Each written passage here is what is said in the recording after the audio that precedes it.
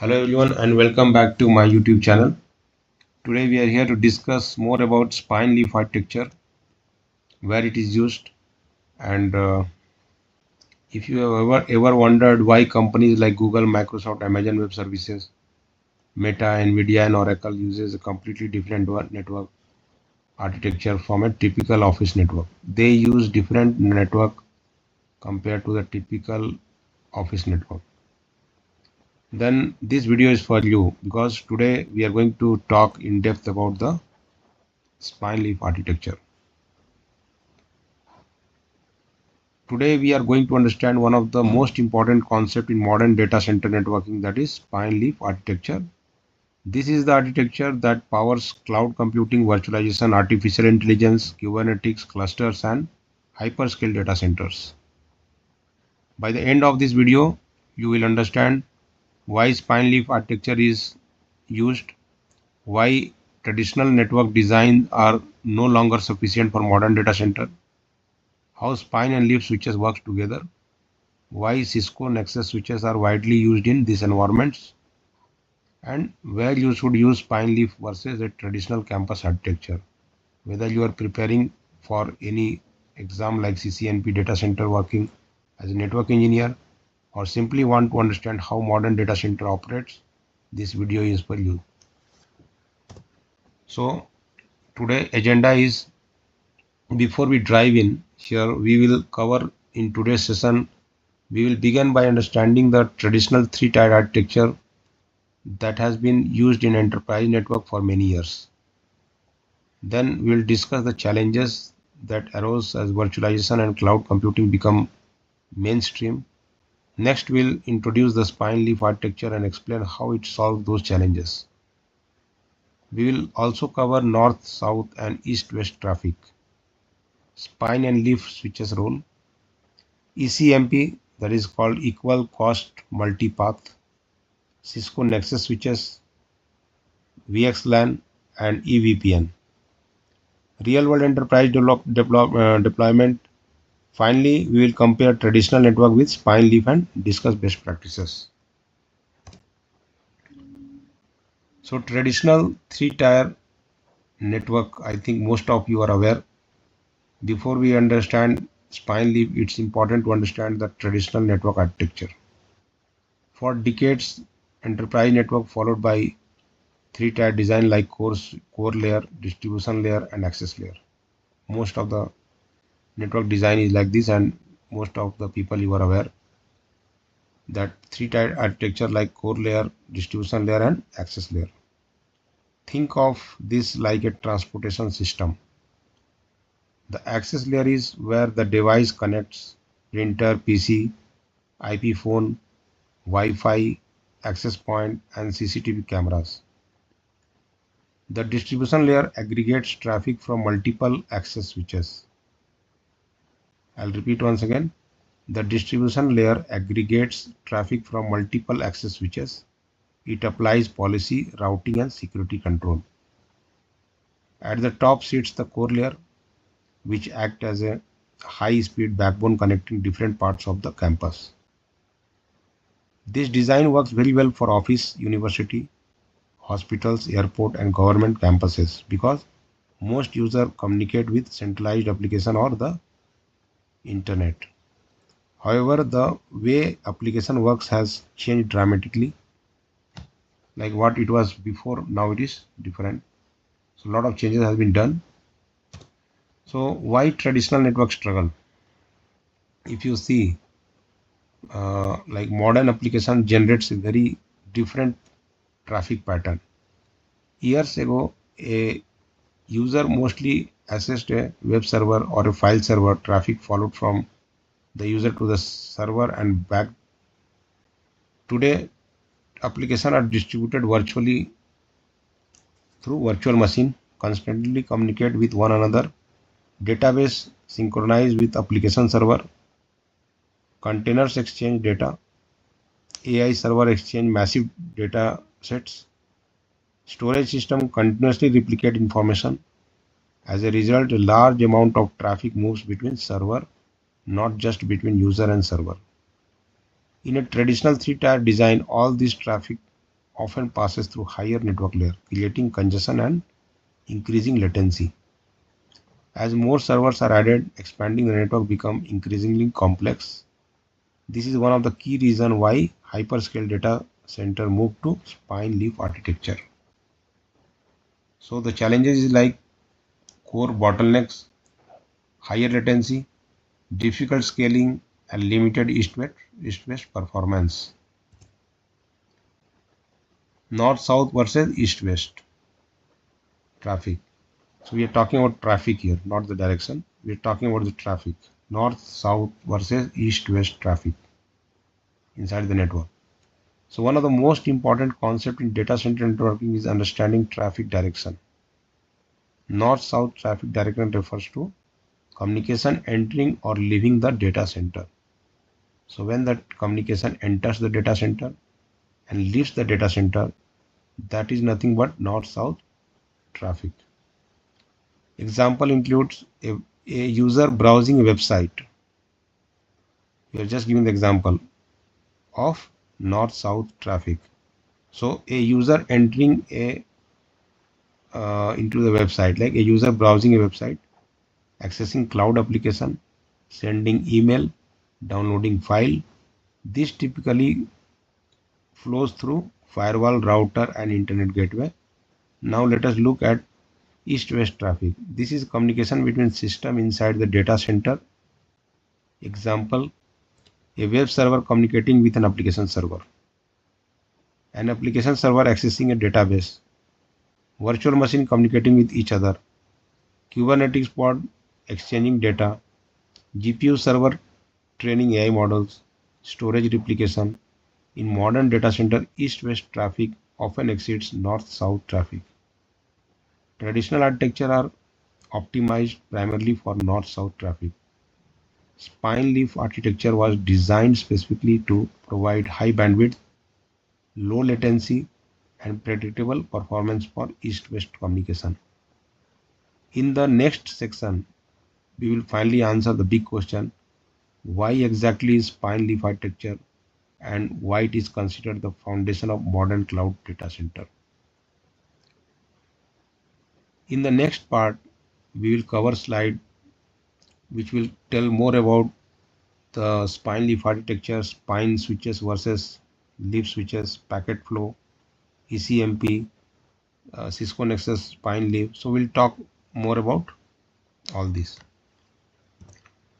So what is spine leaf? What is spine leaf? Now that we have seen why traditional networks struggle, let's understand the solution. Spine leaf architecture. Imagine you designed a brand new city. Okay, just we are doing the imagination that you are designing a brand new city. Instead of forcing every vehicle through one central highway, you create multiple high-speed highways, so traffic can take different routes. That's exactly what spine leaf does for the network traffic. So instead of one road, it is making multiple highways to reduce the traffic. A spine leaf network has only two layers. One is leaf layer, the second one is spine layer. Every leaf switches connect to every spine switches. Notice something important. Leaf switches never connect directly to other leaf switches. So one leaf switches never directly connect to other leaf switches. Spine switches never connect directly to other spine switches. This creates a simple, predictable, and scalable fabric. Wherever one server needs to communicate with another, the traffic always flows the same pattern, like server to leaf, then spine, then leaf, then server. Because every path has the same number of hops, the network delivers consistent latency and performance. This simplicity is one of the biggest strengths of spine leaf architecture. So it is very simple, spine leaf architecture. So we'll understand the spine leaf switches also. So it's a backbone of the fabric. So let's start with the spine switches. Think of the spine layer as the express highway of the data center. The spine switch does not connect directly to server, storage, system or user devices. Its job is to connect leaf switches together as quickly as possible. The spine layer provides very high bandwidth, extremely low latency, multiple parallel paths, fast packet forwarding, high availability. Modern spine switches often support 100 gigabit Ethernet, 400 gigabit Ethernet, and 800 gigabit Ethernet.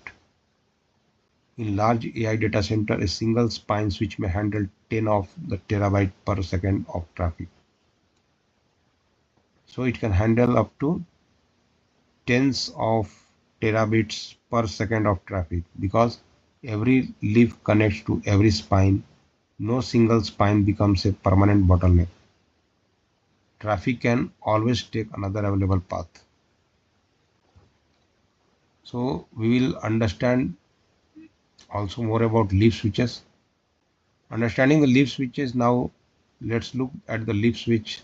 If the spine switch is the highway, the leaf switches is the local road that connects directly to the destination.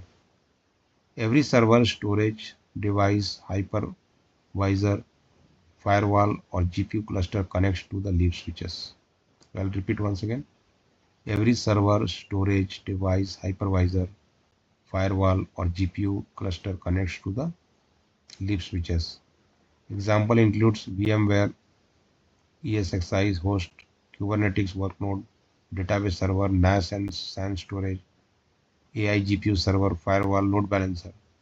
Each leaf switch connect establish uplink to all the available spine switches.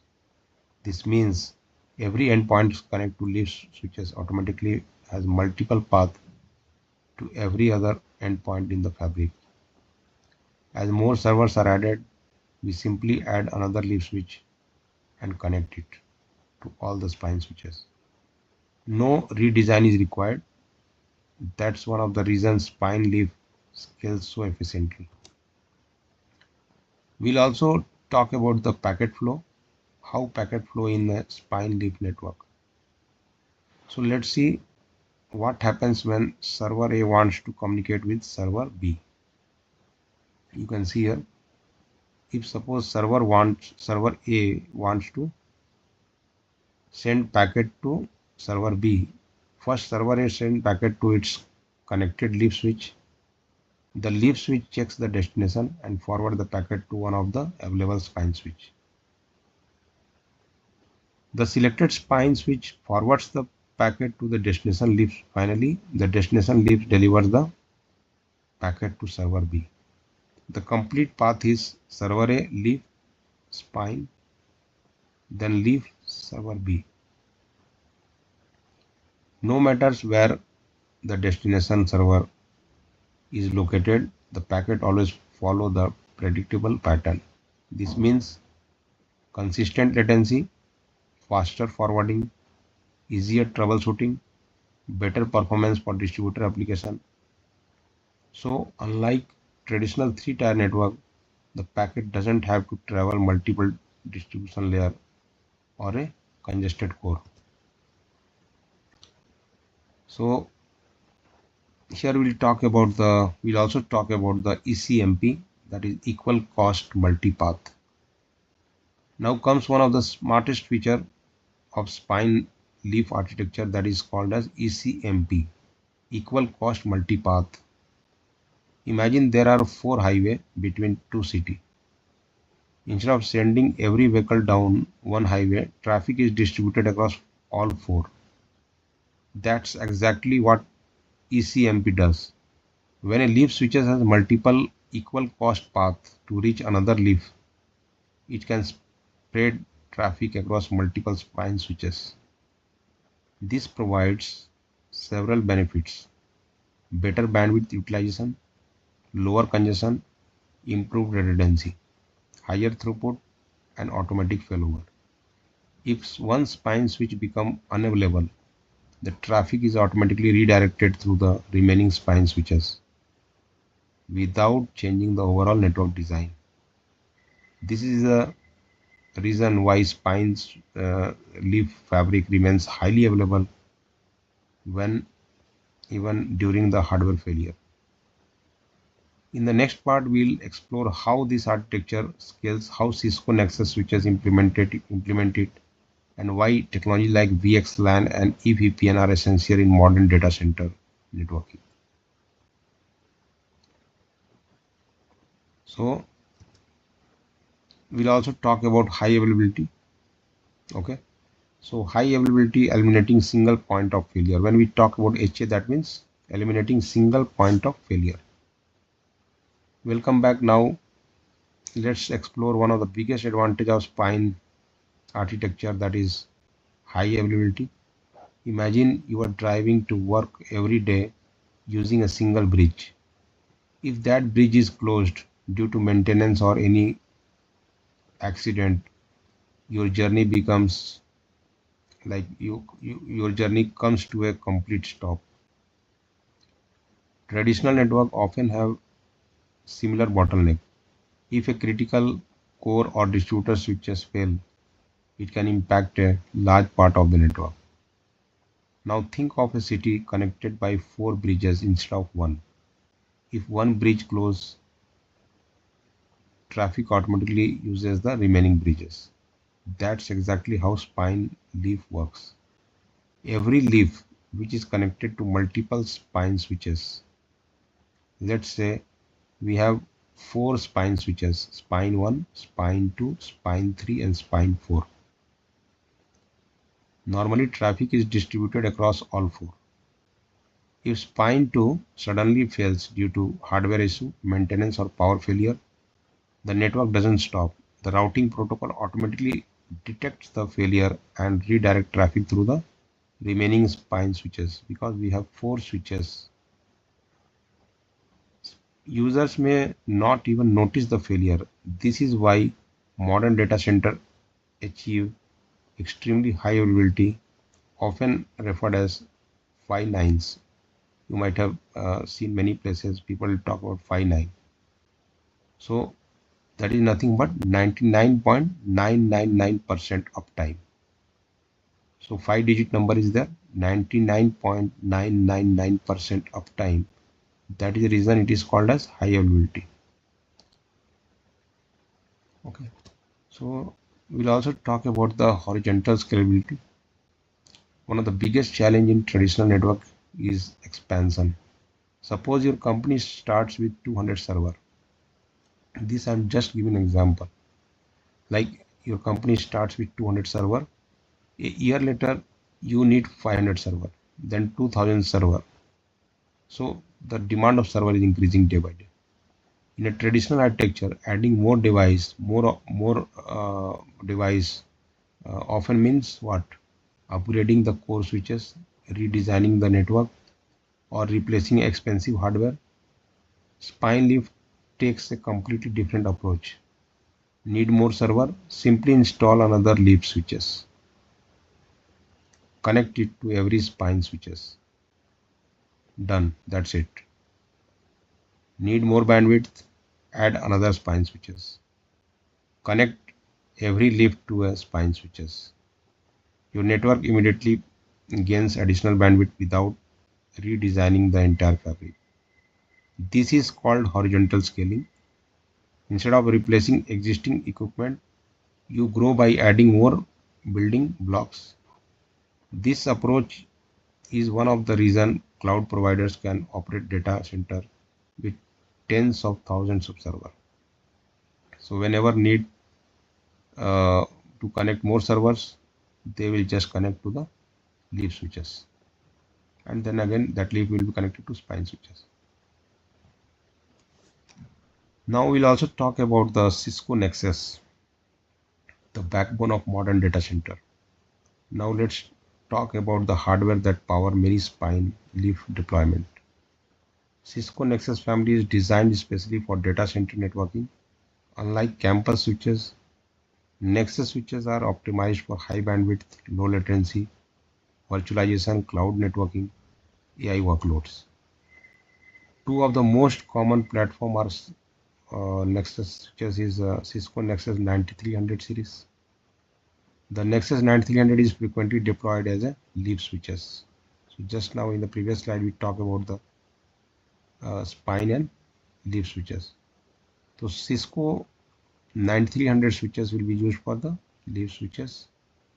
The Cisco 9300 is frequently deployed as a leaf switches and it provides high density 10G, 25G, 40G, 100G and up to 400G Ethernet ports,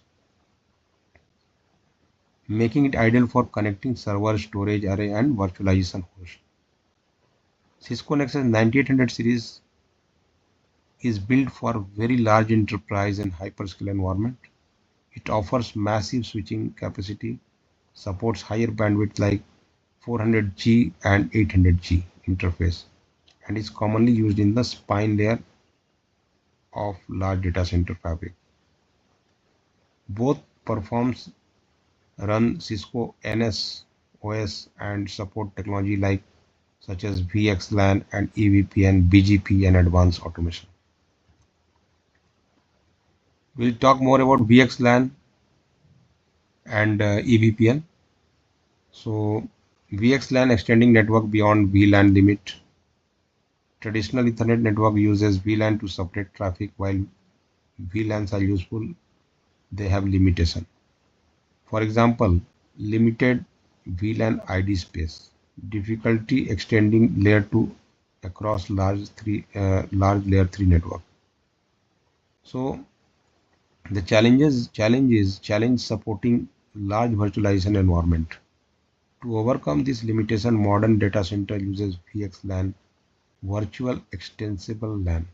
I'll repeat, VXLAN, it is virtual extensible LAN. So VXLAN creates a virtual network by encapsulating layer 2 Ethernet frame inside layer 3 IP packets. This allows virtual machine to communicate across different racks or even different parts of the data center while appearing to be on the same layer 2 network. So VXLAN supports millions of virtual network identifier, making it ideal for cloud providers and large enterprise. In simple terms, VLAN works well for traditional campus network, whereas VXLAN is designed for modern scalable data center. We'll also talk about the EVPN, the intelligent control plane. So far, we have learned how VXLAN transport traffic, but how do switches know where each virtual machine or endpoint is located? That's where EVPN, Ethernet VPN comes in picture. Think of VXLAN as the delivery truck carrying the package. EVPN is the navigation system that tells the truck exactly where to deliver it.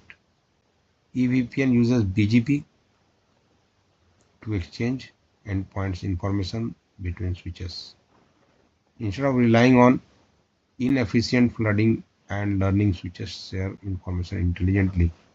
This results in faster convergence and better scalability. It also reduces unnecessary traffic, improve network efficiency together, and VXLAN and EVPN from the foundation of the VXLAN and EVPN form the foundation of most modern spine leaf data center network. Whether you are deploying VMware, Kubernetes, OpenStack, or AI cluster, VXLAN EVPN provides a scalable and resilient network fabric needed to support these workloads. In the next and the final part of this masterclass, we will look at the real-world use cases, compare the spines leaf with traditional architecture, discuss best practices, and summarize everything you have learned. So these are the use cases what we discussed. What are the advantages? Like it will give low latency, high bandwidth, horizontal scaling, and high resilience. Companies such as Amazon Web Services, Microsoft Azure, Google Cloud, Oracle, IBM, Meta, Nvidia, and many large enterprises use this architecture because they operate thousands or even hundreds of thousands of servers. Think about the services you use every day.